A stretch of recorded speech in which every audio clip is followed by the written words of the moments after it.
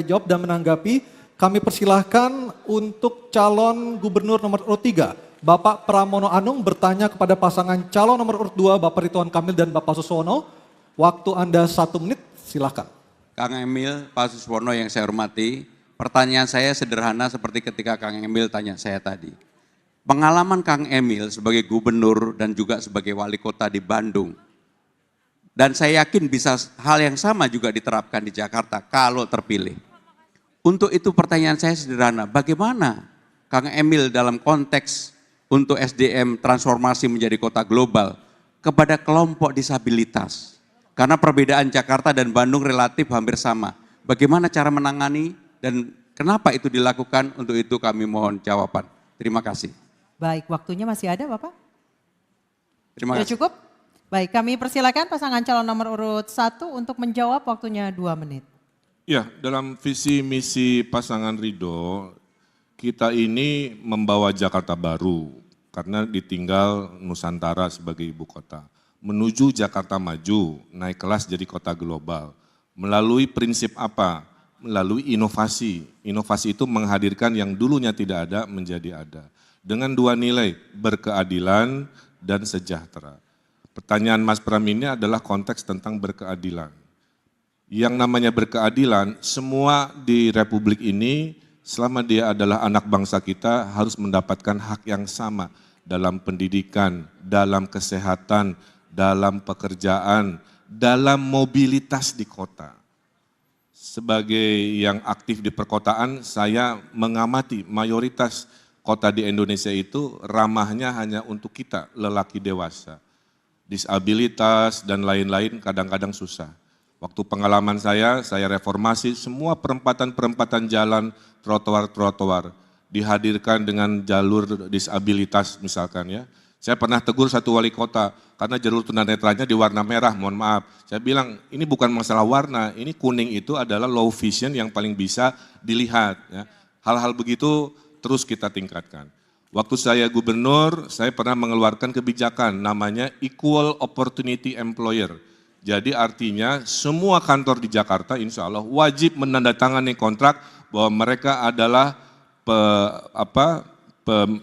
perusahaan yang akan mempekerjakan siapapun tanpa memandang apakah dia disabilitas atau tidak selama disabilitas itu bisa. Contoh tunanetra.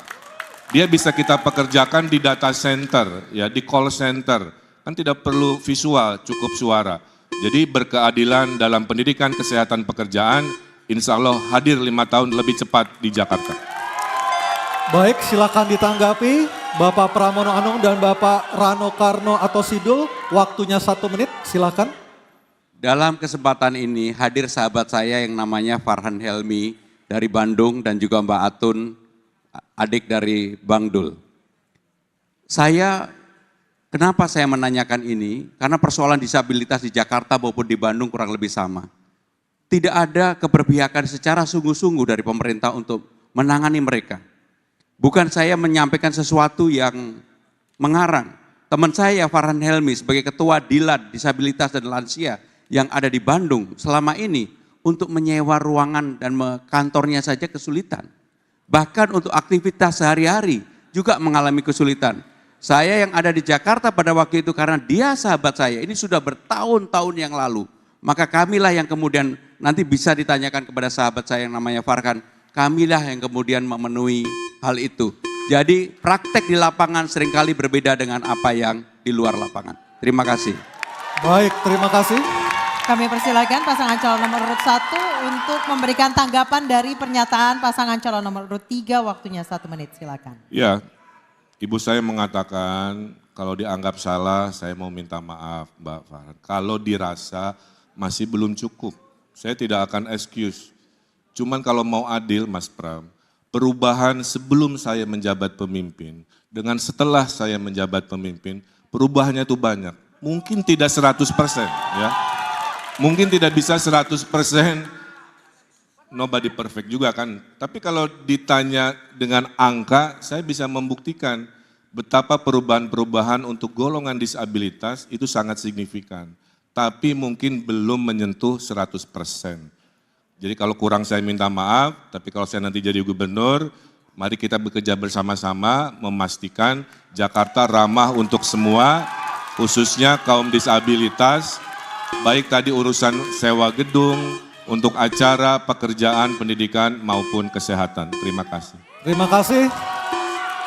Dan mohon tenang. Kami persilakan.